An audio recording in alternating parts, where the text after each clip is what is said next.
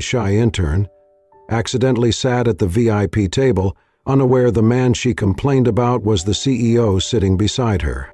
Natalie's voice trembled as she approached a table draped in emerald linens at the Bloom Group year-end gala. The ballroom glowed with chandeliers and polite laughter, the air thick with polished introductions. Clutching her champagne flute, Natalie smoothed her modest emerald dress and scanned the crowd. Everyone wore suits or gowns. She couldn't tell who was who. She unknowingly took a seat at the VIP table. Across from her sat a man in a perfectly tailored dark suit. He seemed younger than most executives, and carried himself with such quiet ease that she assumed he was either a fellow newcomer or part of the catering staff. He nodded as she sat, his demeanor calm. As conversations buzzed around them, Natalie muttered, "Honestly, Bloom's marketing feels fake. Those farm stories and sustainability lines, all fluff. Real transparency wouldn't need so much spin." She glanced sideways and realized he was listening. "Sorry," she added quickly. He smiled. "No need to apologize. It's rare to hear anything genuine at these events."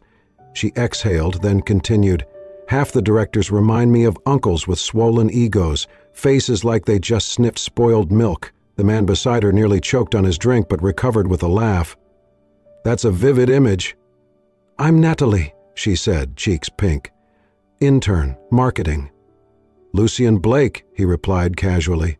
"Nice to meet you." Still unaware of who he was, she relaxed and talked more, about the disconnect between glossy ads and real customer experience, how employees felt like extras in a scripted story. Lucian listened, asking thoughtful questions. His gaze didn't drift like the others. His attention calmed her. As the quartet played softly, she leaned in. "You're not like the others here," she said. "You don't seem like someone scanning the room to fire people." He laughed. "That might be the nicest thing anyone said to me all night." Their conversation flowed with surprising ease. When the waiter arrived with entrees, Lucien offered her the roasted vegetable plate instead of the salmon without a word. She accepted gratefully. "I feel lucky to be here," she confessed later. "But I wonder if Bloom will ever mean what it says." Lucian didn't reply right away. He reached for a napkin and gently slid it toward her across the table, subtle but kind. After dinner, he stood and extended his hand. "That was the most honest conversation I've had in a long time." She shook it, still clueless to his identity. "Thank you," she whispered, smiling. They parted with no ceremony. Natalie walked away to find her department. Lucien stayed, watching her go, a faint smile tugging at his lips. She had no idea what was about to happen. Moments later, the MC's voice boomed over the speakers. "Please welcome the CEO of Bloom Group, Mr. Lucian Blake." Natalie froze. Her wineglass trembled in her hand. Her memory replayed every word she had said, every joke, every critique. She stared at the stage, and there he was, her dinner companion, the CEO. Her heart dropped. She slipped a folded note under his dinner plate and fled the ballroom without a word. The note read, "I am truly sorry. Please forget everything I said." As Lucien stepped to the podium, his gaze swept the room until it landed briefly on the retreating figure of Natalie at the far end. His voice caught for just a moment, but he continued. Not angry, not ashamed, just thoughtful, and something had shifted between them, though neither fully understood it yet. Natalie raised her glass just as the stage lights dimmed, caught in that expectant hush only corporate galas possess. And there was something in that hush that persuaded 20 men from the corporate galas possess. When the master of ceremonies spoke, "Ladies and gentlemen, please welcome the CEO of Bloom Group, Mr. Lucian Blake." A hush fell over the room, and a spotlight hit the podium. Natalie froze. The man at the head table, the one she'd talked with so casually, was Lucian Blake, the company's founder and public face. Her heart pounded. The sight of him stepping forward in polished black tuxedo seared her memory. The familiar polished suit, the same face she'd dismissed as an intern or someone from catering. She squeezed the stem of her champagne flute so hard it trembled in her hand. The room erupted in applause. Lucian lifted the microphone, projecting confidence. But Natalie could no longer hear his words. Instead, she saw herself, every bold, reckless comment she'd made about internal policies, about so-called unethical marketing strategies, about his belly, his ancient image of a CEO. She swallowed, mind racing. She didn't wait for the applause to fade. Smiling awkwardly, she slid from her seat. With trembling fingers, she dropped a small, folded note under the silver charger plate at Lucien's seat. It said, "I am truly sorry. Please forget everything I said." Then she slipped out before the next course arrived. From the stage, Lucien paused mid-sentence. His gaze swept the ballroom, lingering on the path Natalie had taken toward the exit. For a heartbeat, time froze. His eyes betrayed something unexpected. Regret? Concern? A flicker of admiration. Then he shook himself, cleared his throat, and resumed speaking. His voice was calm but softer than before. Downstairs in the lobby, Natalie's breathing was sharp as she clutched her clutch bag. She felt frozen. The sight of co-workers congratulating each other near the entrance hurt. She felt like invisible glass between them. She fumed. "I'll be fired tomorrow. 15,000 applicants for this internship. Now just 12 months of soaked resumes and proud lies to family."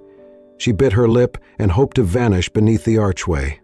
A valet slipped her coat over her shoulders in silence. She fled the hotel steps, the wind tearing at her hair, street lamps casting her ghost-like silhouette on the pavement. Her breath caught as she searched for an Uber, but her hands shook too much to open the app. She pressed her cheek to the hotel glass doors and considered ringing the doorbell to apologize in person, but she feared what she'd only just found out, that the man she'd insulted was the most powerful figure in the company. Inside, Lucien lowered the mic. His speech continued but lost resonance. His gaze stayed at the direction Natalie had gone. He studied the empty seat she left behind. He should be angry, yet he felt something else. Curiosity mixed with a strange tenderness. This intern had spoken truth where flattery was expected. She had been fearless in a room full of rehearsed politeness. Minutes later, after applause and formal toasts, Lucien stepped off the stage. He walked toward the table Natalie had sat at. On the charger plate lay the note. He picked it up with a gloved hand. His eyes softened as he read. Outside, Natalie leaned against a wrought iron fence near the hotel entrance, trying to breathe without crying. Rain misted around her, a soft cleansing, perhaps. She whispered into the night, "I'm sorry." Then she walked on, uncertain how to get home, or if she even deserved a job tomorrow. Back inside, Lucien folded the note and placed it in his suit pocket. He stood in the dim dining hall and watched colleagues laugh and serve desserts. The bustle felt surreal. A part of him ached, knowing she had judged him so openly, and yet there was no anger in him. There was only a wish to know why she was so honest, to understand the woman willing to risk everything for truth, even her career. He leaned against the mantel and closed his eyes. He could not run after her, not now, not here, but he vowed silently, tomorrow he would reach out. Another moment lost in the anonymity of large halls was too much. Natalie disappeared into the night, convinced her future there had ended. Lucien watched through the window. The empty table across from him, a quiet question he could not ignore. Lucien Blake stood at the floor-to-ceiling window of his penthouse, overlooking the glittering skyline of downtown Chicago. The champagne in his hand had long since gone flat. Behind him, the lavish apartment was quiet, too quiet. He should have been feeling triumphant.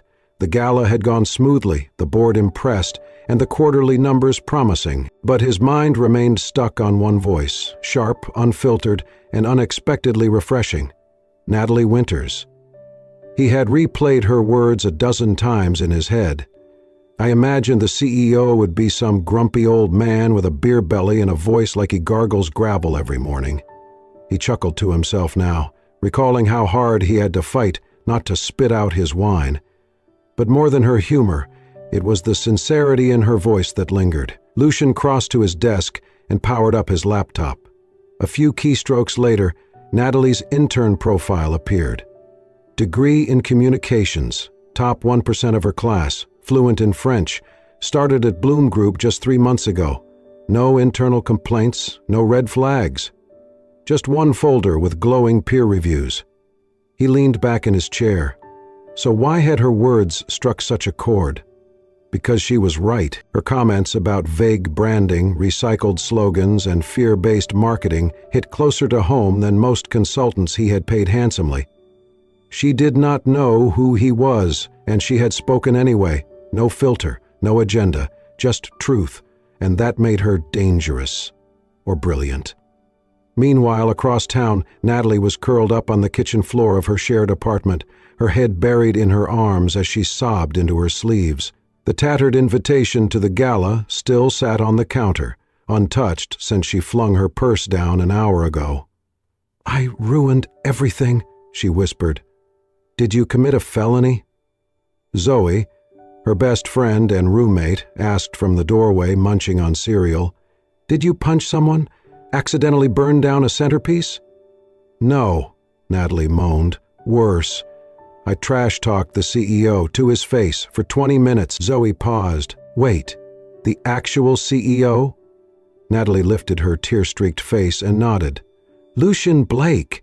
I thought he was a waiter or maybe another intern, so I said all kinds of stuff, horrible stuff." Zoe raised a brow. "Okay, that is impressive. Bold, reckless. Also very on-brand for you." "This isn't funny," Natalie groaned. "I didn't say it was funny," Zoe replied, trying not to grin. "But think about it. You, the shy intern with a garden on the balcony and panic attacks in elevators, just had a one-on-one dinner with the CEO. That's practically a rom-com setup." Natalie glared. "This isn't a movie. I'm not the quirky underdog who magically wins the heart of the mysterious billionaire boss. He's going to fire me. If not tomorrow, then by the end of the week. I left a note under his plate like some panicked middle schooler." Zoe shrugged. "You told the truth. Maybe that's exactly what he needed to hear." In the quiet that followed, Natalie stood and poured herself a glass of water. She replayed the dinner. His amused eyes, the way he listened, the warm way he had said, "Please, join me," and then the way he had looked at her from the stage. Like he knew her. Like he saw her. "Even if he doesn't fire you," Natalie muttered, "he'll never forget what I said." Across town, Lucine sat alone, rereading her note. "Please forget everything she had written." But he could not. Because it had been real, raw, and in a room full of corporate masks and practiced charm, Natalie had given him something he rarely received: honesty. He thought of her voice again, not angry, just disappointed. In the system, in the leadership, in him. He did not feel insulted. He felt awakened.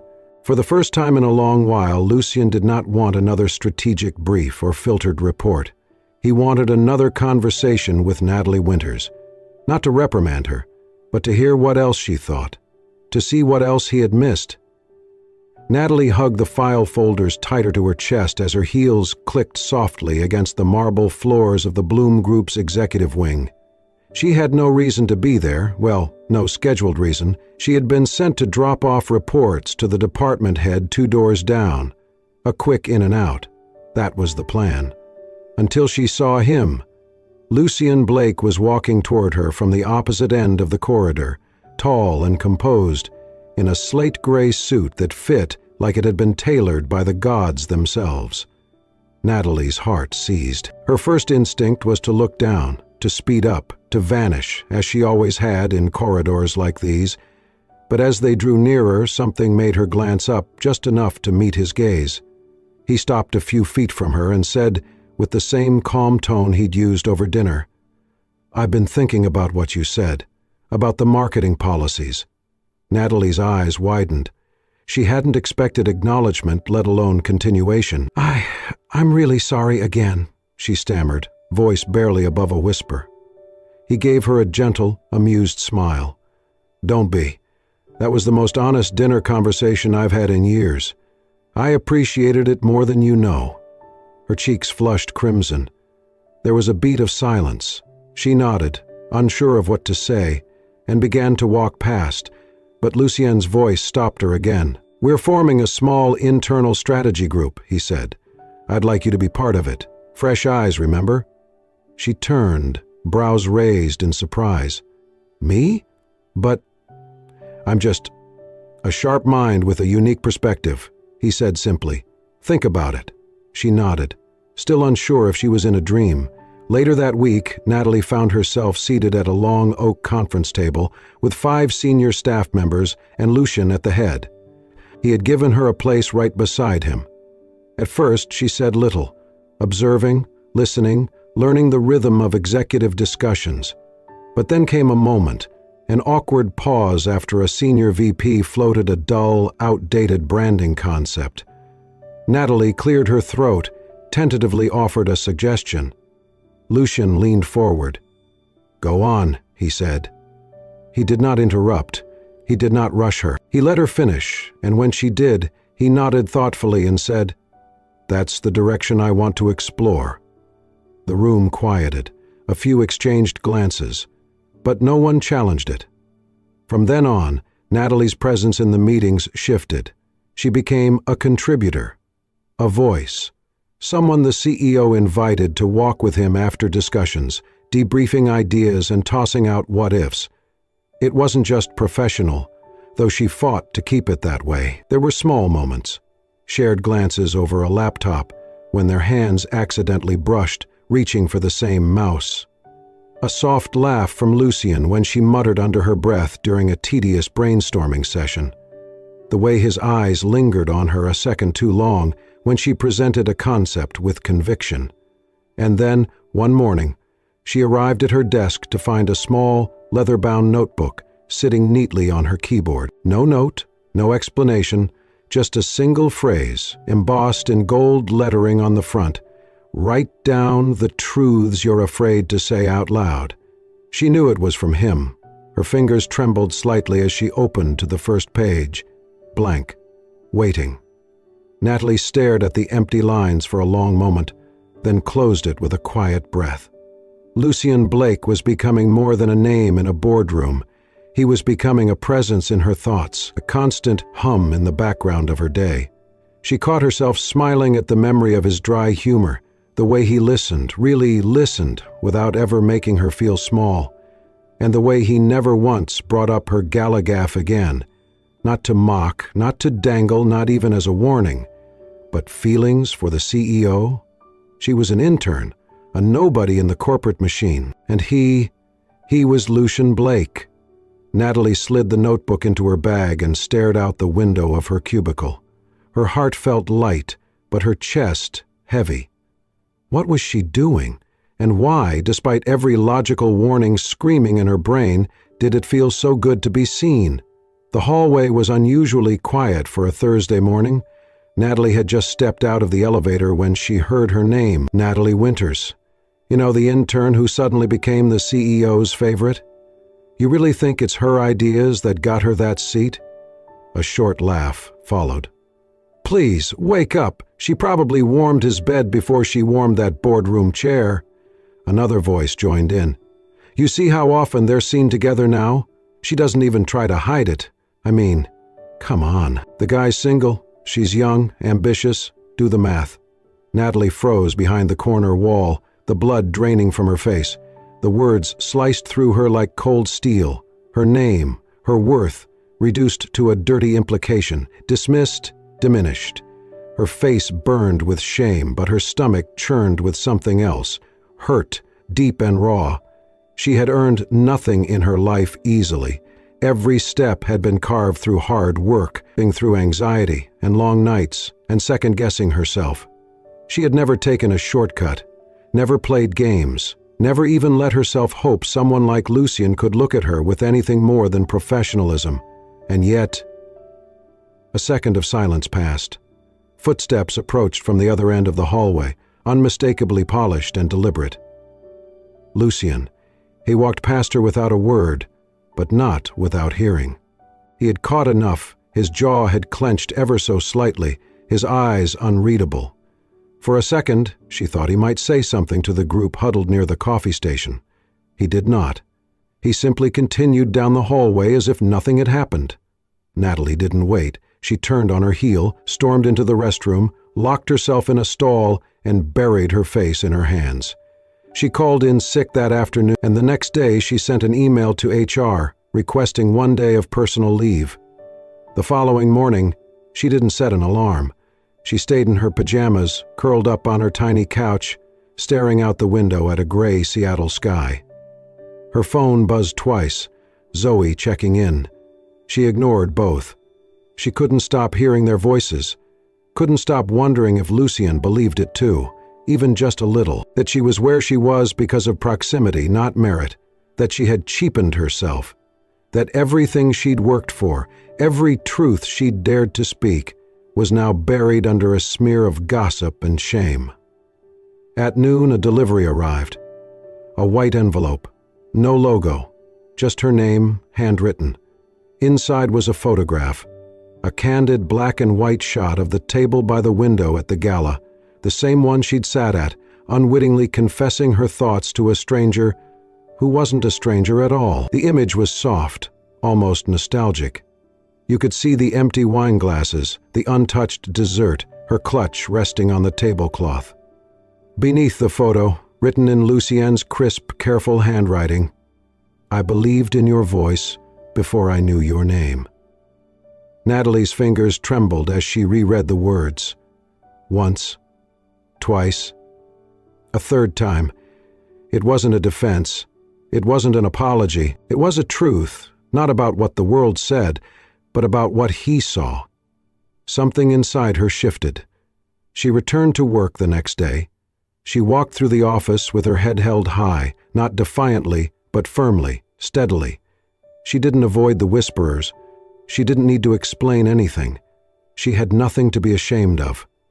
When she stepped into the meeting room, Lucien was already there, seated at the head of the table. Their eyes met for the first time in days.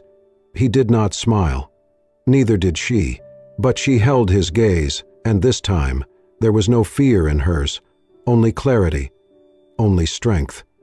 And something else flickering quietly in the space between them. Respect. The office was bathed in amber light. Outside the glass walls, the Seattle skyline sparkled under a velvet sky. Most of the team had gone home, but Natalie stayed behind, fine-tuning a proposal due the next morning. She rubbed her temples and sighed softly. Lucien appeared in the doorway, 2 coffees in hand. "You're still here," he said, offering her one. "So are you," she replied with a tired smile, accepting the cup. They sat in quiet for a while, side by side, the hum of computers and distant city noise the only sound. Then Natalie said something she had never told anyone at Bloom. "My mom's sick." Lucien looked at her, not with pity but full attention. "She has a degenerative nerve condition. It's slow but irreversible. Some days she can't even hold a cup of tea." "I'm sorry," he said softly. "She raised me alone. 2 jobs. No college for her. Just grit and duct tape holding life together. I got into UW on a partial scholarship, but when she got worse," Natalie took a shaky breath. "I dropped out in my 2nd year, moved home, started working. Marketing was the fastest thing I could get trained for that didn't require a full degree." Lucien said nothing. "I've always felt behind," she continued. "Like I'm playing catch-up with all these people with perfect resumes, shiny degrees, networks they were born into. I guess that's why I keep my head down. Pretend if I blend in enough, no one will notice the gaps." Lucien didn't interrupt. He just watched her, the way he always did, with a kind of deliberate stillness. When she finally glanced over, he reached out and gently placed his hand over hers. "You're stronger than any resume I've ever read." She blinked. A rush of emotion surged behind her eyes, but she managed to keep it contained. The rest of the night passed in companionable quiet. The next morning, Natalie arrived at her desk to find the small white envelope in her drawer. No company logo, no typed font. Just her name, handwritten. Inside was a folded card. On the front, in soft watercolor, was a delicate image of a mother and daughter sitting beneath a tree. Inside, it read, "To your mom, wishing her health, strength, and all the love in the world, from someone who believes in her daughter." Natalie covered her mouth with her hand. She stared at the message for a long time. Then, without warning, the tears came. Not because she was sad, but because she had never expected anyone to see her so clearly, or to care this quietly. For so long she had equated vulnerability with weakness, truth with exposure. But Lucian had responded not with judgment, or pity, or grand gestures, just belief. And in that moment, Natalie allowed herself the thought she had been avoiding for weeks. Maybe this is the man meant for me. The auditorium echoed with applause as Natalie and Lucian stepped off the stage, their presentation at the International Sustainability Summit in New York a complete success. Reporters and colleagues gathered, congratulating them on the clarity and conviction in their message. But amid the buzz, Natalie only noticed Lucian's glance, quiet, proud, and somehow grounding. Later that evening, after the gala dinner and too many polite handshakes, Lucian turned to her. "You've never been to Central Park at night, have you?" Natalie shook her head, brushing a curl from her cheek. "Only in movies." "Well," he said, offering his arm, "let's give the movies some competition." The night air outside was cool, crisp, with the breath of late autumn. The city lights shimmered off glass towers, but inside the park, things were softer, quieter. Their footsteps echoed lightly on the pathway as they walked under golden street lamps and trees losing their final leaves. "You were brilliant today," Lucian said, breaking the silence. Natalie looked away, a small smile tugging at her lips. "You made it easier." "No," he replied, "you made it honest." They strolled in companionable quiet until a gust of wind made Natalie shiver. Without a word, Lucian shrugged off his coat and gently draped it over her shoulders. She looked up at him, surprised. "Thank you." He nodded, and for a moment he didn't look like a CEO, not a high-pounder suit-clad executive, just a man, thoughtful, present, real. "I used to think," she said softly, "that the only way I could survive corporate life was to shrink small enough that no one noticed I was there. But you see me, and not as someone broken or fragile or waiting to be rescued." Lucian stopped walking. "That's because you're none of those things," he said, his voice low. "You've walked through fire. You just don't brag about the burns." Her eyes searched his, heart pounding in a way that had nothing to do with the cold. "Thank you," she whispered, "for not trying to fix me." A pause. The wind swirled around them. "I never wanted to fix you," he said. "I just wanted to know you." And then, slowly, he lifted his hand to her cheek, fingers warm against the chill, eyes asking without demanding. She leaned into his touch, and under the quiet sky of New York, they kissed. It was gentle, hesitant at first, like an unspoken truth finally given breath. But in that moment, Natalie felt her chest open, not with fear, but something terrifyingly beautiful: trust. When they parted, Lucian rested his forehead against hers. "We're breaking every HR policy," Natalie murmured. Lucian chuckled softly. "Then let's do it with honesty." They walked back through the park with her wrapped in his coat, neither speaking much, but everything had changed. Returning to the office the following Monday, they didn't speak of that night, not openly, not yet. But something unspoken hung in the air between them. The way he looked at her during meetings, the way she smiled when she passed his office. They had agreed, silently, to protect whatever this was, not because it was shameful, but because it was fragile and worth preserving. To their colleagues, nothing seemed out of the ordinary, but the ones who paid close attention might have noticed the way Natalie's eyes lit up during brainstorming sessions, or how Lucienne lingered just a little longer at her desk to ask, "How's your mom today?" Love wasn't loud in their world. It was quiet, respectful, and unfolding in its own time. But under it all, they both knew. What began with a mistake at the VIP table had turned into the most honest connection either of them had ever known. The announcement came on a crisp Monday morning, but it had been months in the making. Natalie Winters was officially named creative manager of Bloom Group's rebranded division. The email from HR used words like innovation, integrity, and vision, but Natalie only remembered one: earned. Her promotion wasn't just a title change. It was a recognition of the journey she'd taken, from a shy intern who stumbled into the wrong seat to the woman who had become the voice of something new. Lucienne had told her, months ago, write down the truths you're afraid to say out loud. Now she was inviting the entire company to do just that.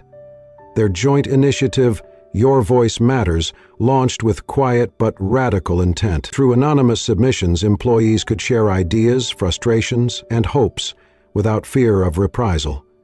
Lucienne's condition had been clear. Every voice would be heard and responded to. Feedback poured in. Some entries were silly, like the demand for better coffee in the break room. Others were heartbreaking, stories of burnout, of overlooked efforts, of wanting to matter.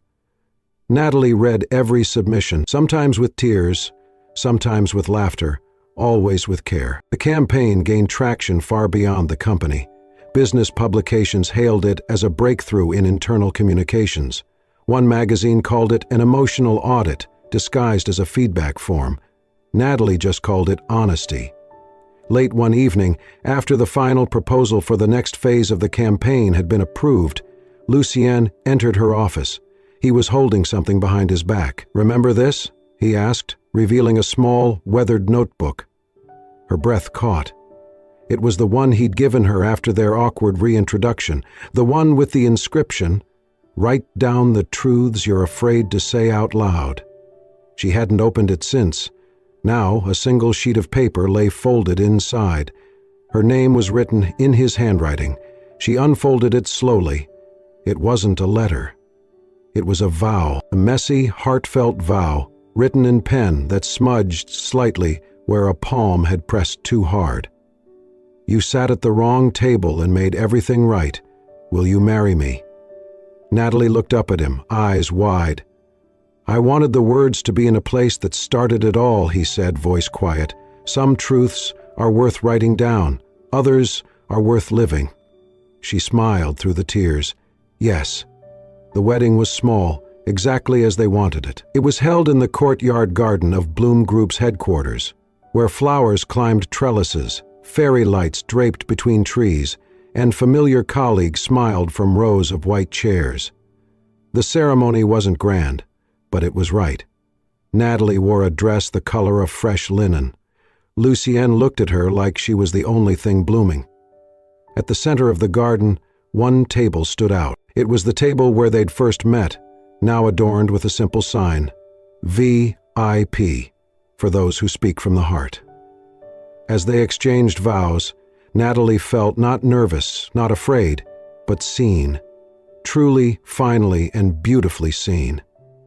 Some stories begin with mistaken identities, with awkward confessions, with the wrong seat at the wrong table.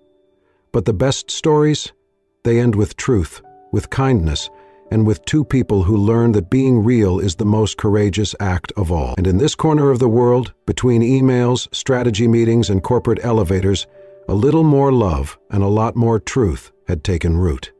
Forever. If this story touched your heart and reminded you of the quiet power of honesty, kindness, and love found in the most unexpected places, then we invite you to stay connected. At Soul-Stirring Stories, we believe that even a small, genuine voice can spark powerful change, whether it's a nervous intern at a gala or a CEO learning to listen again. Every story we share is crafted to uplift, inspire, and heal. So if you enjoyed Natalie and Lucienne's journey, from accidental seatmates to soulmates, please hit the like button, leave us a comment, and subscribe to our channel for more heartwarming stories just like this one. And remember, sometimes the seat you stumble into turns out to be the beginning of everything. Subscribe now to Soul-Stirring Stories, where every story is a step closer to the heart.